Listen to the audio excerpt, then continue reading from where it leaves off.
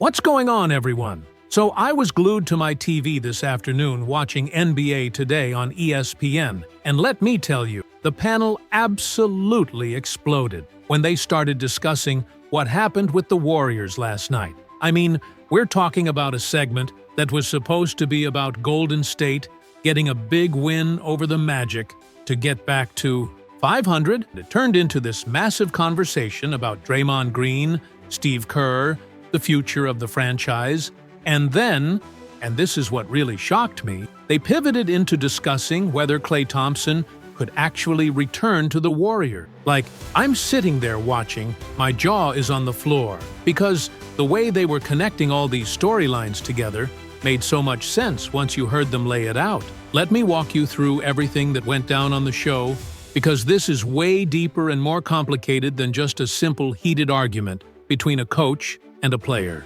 So they opened the segment with footage of the Draymond-Kerr altercation from last night's game. And I'm telling you, the energy in the ESPN studio was intense.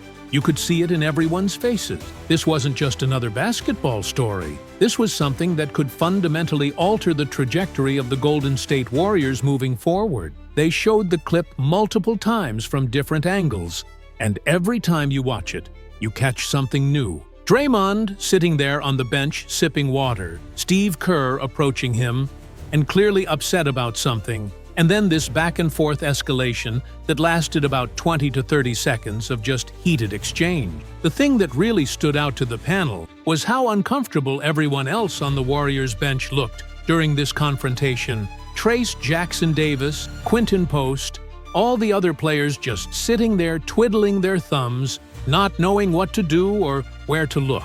At one point, Moses Moody actually gets up and physically places himself between Kerr and Draymond, which tells you how intense the situation was getting. Then we see Draymond storm off to the locker room. He doesn't return until the fourth quarter, but doesn't play another minute. And meanwhile, the Warriors go on this massive run and blow out the Magic by about 23 points. Hey, what's up, everyone?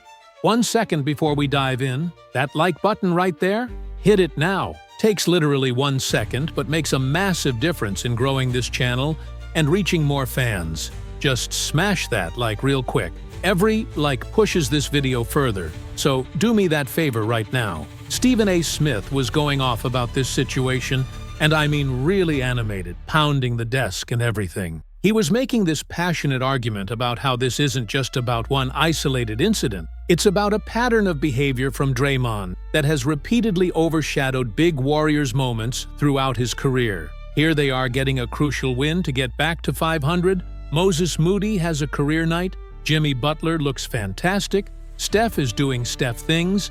And what's everyone talking about? Draymond and Kerr's argument. Stephen A. was saying that at some point, you have to ask whether the drama and the baggage that comes with Draymond is worth it anymore. But then Shannon Sharpe jumped in with a different perspective. And this is where the conversation got really nuanced and interesting. Shannon was talking about the decade-plus history between Draymond and Steve Kerr, all the championships they've won together, all the battles they've fought side by side.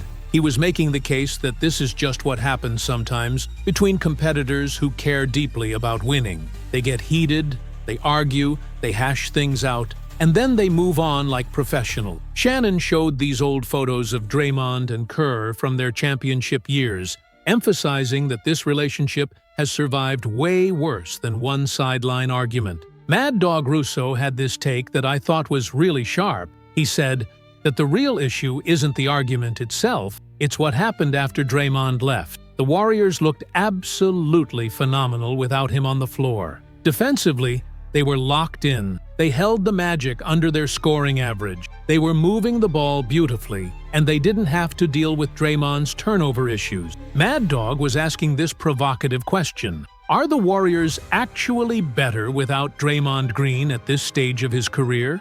The panel then went deep into the stats from the game, and this is where things got really interesting from an analytical perspective. Draymond had actually been playing pretty well before the altercation. 18 minutes, 9 points, 7 rebounds, 2 assists, and most importantly, only 1 turnover, which has been his Achilles heel this season. He's been averaging about 4 turnovers per game, And people have been talking about how his high-risk, high-reward passing style isn't working anymore because he doesn't have the personnel around him that he had during the championship year. Back when they had Steph, Klay, and KD, everyone understood the system perfectly and knew where to be when Draymond threw those backdoor passes and risky cross-court feed. But now, the roster has changed. Draymond's not as crisp as he used to be, and the turnovers have become a massive problem. But here's where the conversation took a turn that absolutely blindsided me. They started discussing whether the Warriors should consider bringing Klay Thompson back.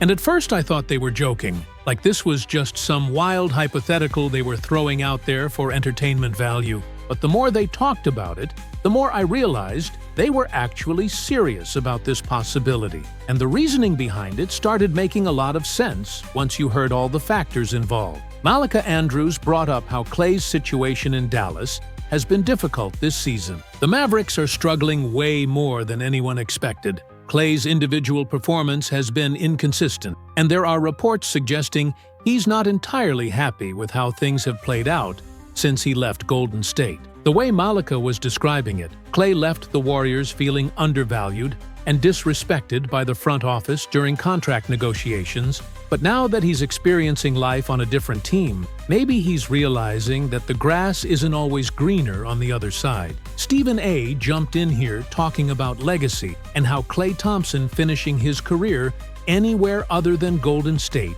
just feels wrong. This is a guy who won 4 championships with the Warriors, who tore his ACL and Achilles and fought back to play again, who was part of the greatest shooting backcourt in NBA history alongside Stephen Curry. The idea of him retiring as a Dallas Maverick or bouncing around to different teams in his final years doesn't sit right with anyone who loves basketball history. Stephen A. was making this emotional appeal about how bringing Klay back would be the right thing to do for everyone involved. For Klay, for the fans, for the franchise's legacy. But Shannon brought it back to the basketball side of things, talking about how the Warriors desperately need shooting and how Klay, despite his decline, can still provide that at an elite level when he's in rhythm. The panel showed clips of Klay catching and shooting, and when he's spotting up in the corner or coming off screens, he's still one of the most dangerous shooters in the league. The problem in Dallas has been that they're asking him to do too much, to create off the dribble and be a primary option, when that's just not who he is anymore at this stage of his career. Mad Dog made this great point about how returning to Golden State could actually be perfect for Klay because the pressure and expectations would be different. In Dallas, they signed him expecting him to be a star-level player who could take over games. In Golden State, if he came back, he could potentially accept a reduced role, maybe even coming off the bench as a 6th man, and just focus on doing what he does best, catching and shooting threes. The Warriors need exactly that kind of player, someone who can space the floor and knock down open shots. And Klay fits that description perfectly, even if he's not the all-star level player he once was. Then they got into the Stephen Curry factor. And this is where the conversation became really fascinating from a human interest perspective. The panel discussed how Curry has publicly stated multiple times that he would love to have his Splash brother back, that their chemistry and friendship extends beyond basketball, and that he thinks Klay still has something to offer the Warrior. One analyst mentioned that sources close to Thompson indicate that Curry's opinion carries enormous weight with Klay. And if Steph is actively pushing for this reunion, that could be a major factor in making it happen. The championship window discussion was intense because everyone on the panel agreed that the Warriors, even at 500, still have a legitimate shot at contending if they can get their roster right. They've been figuring out their rotations lately. Guys like Will Richardson and Guy Santos are getting minutes and contributing. Moses Moody is starting to look like the player everyone hoped he'd become, and Jimmy Butler has been aggressive and effective. If you could add Klay Thompson to that mix, even as a 6th man who can provide instant offense and veteran leadership, that's a roster that could make some noise in the playoffs.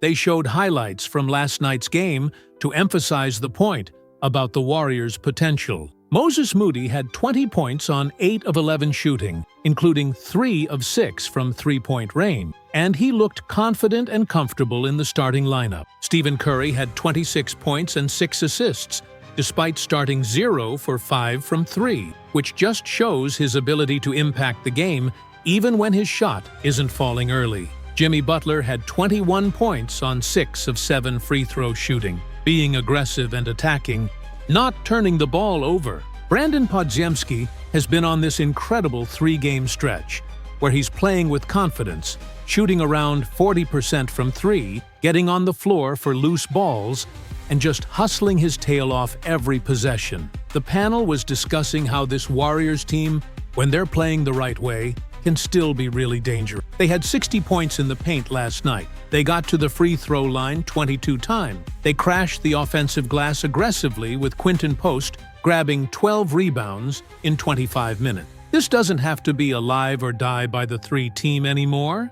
They have guys who can score efficiently inside and create offense in different ways. But adding Klay's shooting would make everything easier and give them that additional dimension that playoff teams need. But then they circled back to the obstacles that would make a Klay Thompson return really complicated. The biggest issue is the strained relationship between Klay and the Warriors front office after how the 2024 contract negotiations went down.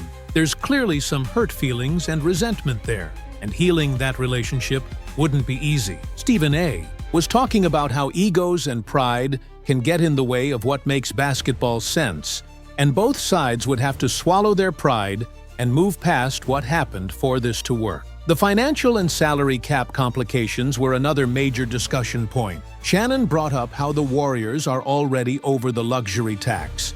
They're paying massive amounts to their core players, and adding Klay's contract from Dallas would require some creative maneuvering with trades and salary matching. It's not as simple as just saying, "Hey Klay, come back home." There are real financial constraints and salary cap rules that make this incredibly complicated from a team management perspective. Mad Dog was skeptical about whether Dallas would even be willing to trade Klay this early into his contract with them. They just signed him this past offseason with expectations of him being a major piece of their championship puzzle alongside Luka Doncic. Admitting that experiment failed after just a few months and trading him back to Golden State would be a massive admission of failure for the Mavericks front office. The optics of that would be terrible, and team executives generally don't like making moves that make them look foolish or short-sighted. But then, Malika brought up an interesting counterpoint. What if Dallas realizes that the fit just isn't working, and that getting something back for Klay now is better than watching his value continue to decline? If the Mavericks season continues spiraling and they miss the playoffs or get bounced early, maybe moving on from Klay becomes the logical basketball decision, regardless of how it looks publicly. The NBA is a results-oriented business, and if keeping Klay means wasting another year of Luka's prime, that's arguably worse than trading Klay and trying to retool around their superstar guard. The conversation then shifted back to last night's Draymond situation because the panel wanted to connect these two storylines: the question of whether the Warriors are better without Draymond and whether bringing Klay back could solve some of their issues. Stephen A. made this passionate argument about how the Warriors need to take a hard look at their roster construction and figure out what actually works versus what's just nostalgic loyalty to past glory. They broke down Steve Kerr's post-game comments, where he said, "We got into it a little bit.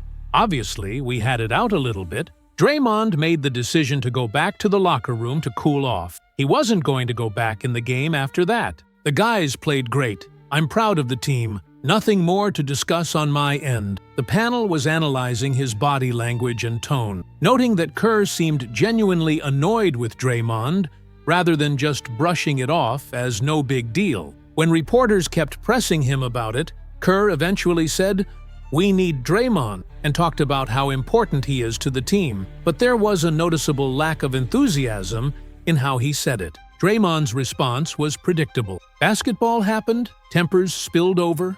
I thought it was best that I got out of there.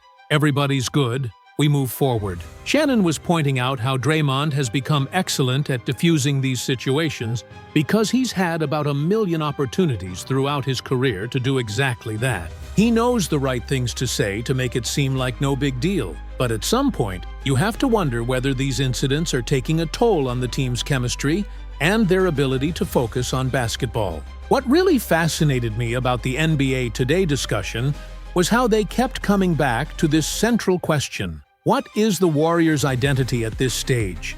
Are they a team built around their championship core trying to squeeze out one more title run? Or are they a team in transition that needs to start thinking about the future? And how does someone like Klay Thompson fit into either of those visions? Mad Dog made this observation that I thought was brilliant. He said that bringing Klay back could actually help with the Draymond situation, because it would reinforce to Draymond that this franchise values loyalty and legacy. If the Warriors are willing to bring back Klay, despite the complications and the drama of how he left, that sends a message to Draymond that they're not going to just discard him when things get difficult either. It could actually strengthen the organizational culture and the bond between the team and its core players. But Stephen A. wasn't buying it, saying that at some point, you have to make cold, calculated basketball decisions rather than sentimental ones. The Warriors aren't a charity organization. They're trying to win championships. If Draymond's antics are becoming a distraction, and if his on-court production doesn't justify the drama, maybe it's time to move on. And if bringing back Klay means taking on an aging shooter with declining athleticism just because of nostalgia, that's not a winning strategy either. The panel showed more highlights from last night to demonstrate both sides of this debate. When Draymond was on the floor in the first half, the Warriors' offense looked more dynamic in some ways because he's still a really good passer when he's locked in and making good decisions. His one-on-one defense against big men is still elite level. You still want him guarding guys like Nikola Jokic, Joel Embiid, and Victor Wembanyama in big moments because he's smart, physical, and gets in people's heads. But then, they showed the stretch after Draymond left. When the Warriors went on that massive run, the ball movement was crisp. Guys were playing with freedom and confidence. The defense was locked in and communicating effectively, and there were no momentum-killing turnovers. The Magic missed like 12 shots in a row at one point because Golden State was just suffocating them defensively. Shannon was arguing that correlation doesn't equal causation. Maybe the Warriors would have gone on that run anyway, regardless of whether Draymond was on the floor. Then they got into the rotation discussion and how players like Will Richardson, Gui Santos, and even Pat Spencer are getting opportunities now. Malika was praising Steve Kerr for being willing to experiment with a 14-man rotation and see what different combinations look like. They showed clips of Will Richardson making winning plays, Gui Santos bringing energy off the bench, Quinton Post crashing the offensive glass and giving them that size and physicality they've been missing. These young guys are hungry and playing with incredible effort, and maybe that's what the Warriors need more than trying to recapture past glory with aging veterans. The DeAnthony Melton discussion was interesting because he continues to struggle shooting the ball, 1 of 6 from the field, 0 for 2 from 3 last night. But he's still impacting the game defensively with his pressure and activity level. 2 steals, constantly harassing ball handlers, just making life difficult for the opposing offense. The panel was debating whether Melton will eventually find his shooting stroke or if this is just who he is at this point after being away from basketball for a year with injury. Brandon Podziemski's emergence was a major talking point because he's been taking so much criticism on social media and from fans, but he just keeps playing hard and not letting it affect him. The panel loved that mentality. 4 times last night he was on the ground diving for loose balls, playing 150% on every possession, shooting around 40% from 3 over his last few games. That's the kind of player championship teams need. Someone who doesn't care about the noise and just focuses on doing whatever it takes to help the team win. Coming back to the Klay Thompson possibility one more time before they wrap the segment, Stephen A. made this impassioned closing argument about how sometimes in life and in sports, you get a chance to right a wrong and fix something that shouldn't have broken in the first place. The Warriors letting Klay walk was a mistake born out of financial considerations and cap limitations, but it never should have happened. If there's an opportunity to bring him back home where he belongs, to let him finish his career in a Warriors uniform, and retire alongside Steph and Draymond as the core that brought 4 championships to the Bay Area? That's worth exploring, even if it's complicated. Shannon countered with the pragmatic view that you can't let sentiment cloud your judgment. The Warriors' championship window with this core is essentially closed unless they make some major roster moves. Maybe instead of bringing back declining veterans like Klay, they should be focusing on developing their young players and planning for the post-Steph era. That's not what fans want to hear, but it might be the reality of where this franchise is at.